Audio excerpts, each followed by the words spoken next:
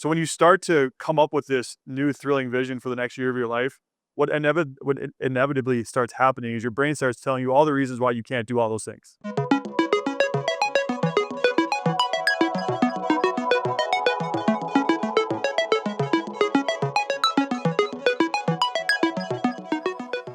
I think what's interesting is we rise to our expectations and we fall to our systems. I've heard that from a few coaches and mentors of mine.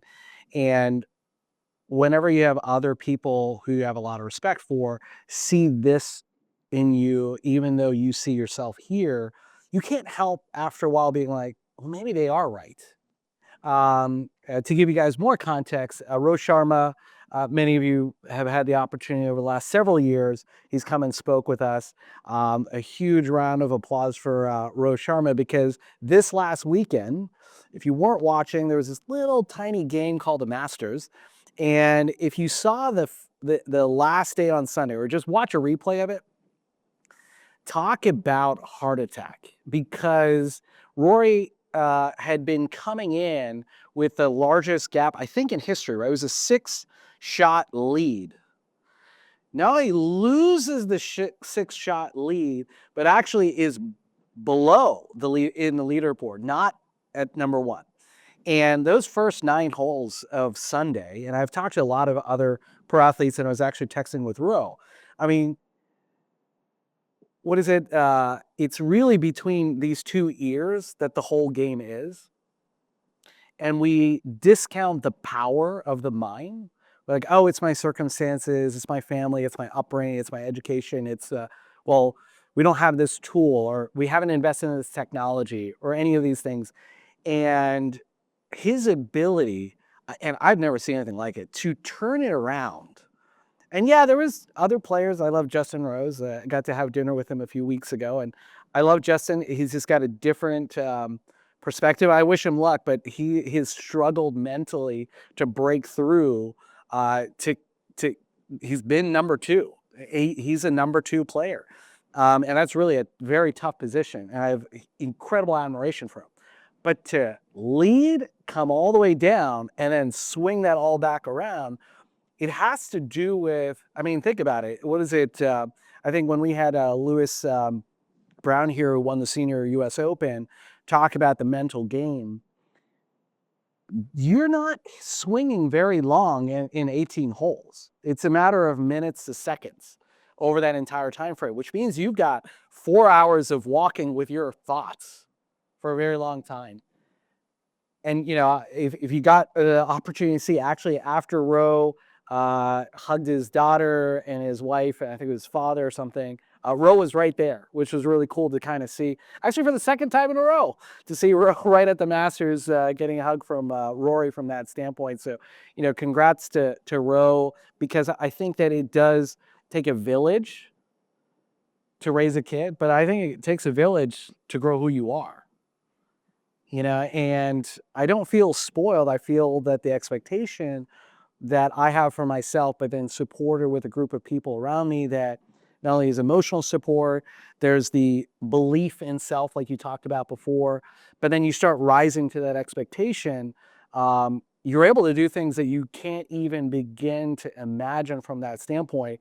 And I think one thing that everybody should relate to, I like to have you talk about these sprints and kind of how we look at sprints. So for those of us who are in software development, we think a lot about these sprint cycles. Well, we've got the scoping process. We're going to go through our SDLC, the software development lifecycle. We've got to hit these outputs on these timelines. There's a lot of team dependencies on that. A lot of people that are involved, from the ideation and business standpoint all the way through deployment. We got to make sure it works even after that, and make sure everything is safe and secure and we're able to scale it. Walk us through kind of like a little bit more tactically. So we've got a vision. It's thrilling. It's 10 out of 10. I almost don't know how to achieve it, but I believe that I can. Okay, well, we all have BHAGs, big, hairy, audacious goals. It's easy to write on a piece of paper. So from week to week, month to month, how does that manifest itself a little more tangibly on how we can think about it in our own lives? I want to disrupt one thing you said really quick. I I believe that you probably do that very well. you probably have some type of gift of vision. Vision might be easy for you. I would almost argue that vision can be the hardest part of this Mm. game. You guys have anyone have like smaller kids, 5-ish years old in here, right? So I have a 10-year-old daughter. And if I sat her down, I said, Lenny, what's your vision for the next year? It might go on for days, right? Their brains just are open to that and that possibility.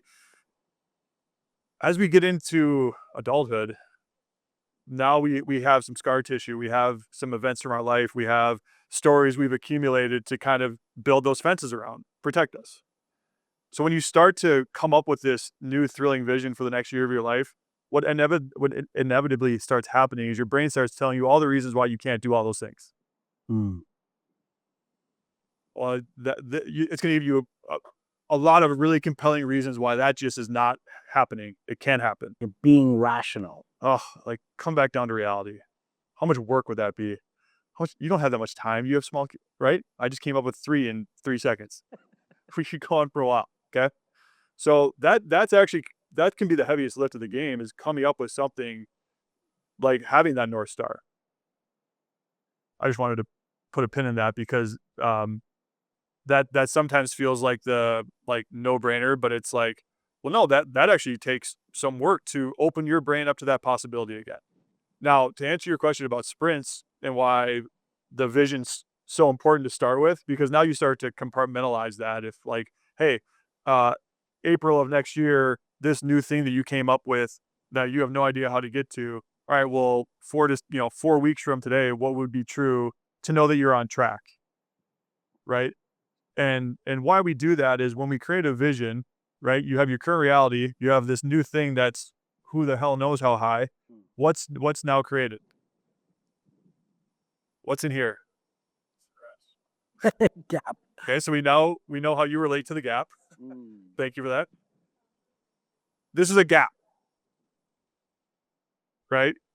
And what we do is we intentionally create gaps in your life. So even within that sprint, right? And I'm like, hey JP, great, we have this new thing. Now 4 weeks from today, what would be true to know that you're on track? We created another gap. Yeah. Like shit. Well, Yeah. you start working backwards. Now all like the things that you're doing, dues are easy, especially for an athlete. Like, tell me how many reps to do, I'll do 2 more. Tell me, like, I'll do you to death. Nobody will outdo me, right? Notice my high performance there. Um, but what's challenging is the vision and then like the being part and now the gap. Okay, we're intentionally creating gaps in your life, and yeah, it could be stressful. It could be there's a million different options. And what else could a gap be? Could be an opportunity, could be exciting, could be fun, could be, there's a million options on the table for you, right? And that's where you start to shift. That's the game that we're playing is, hey, are you up for this? And just know that you're now creating gaps all over your life.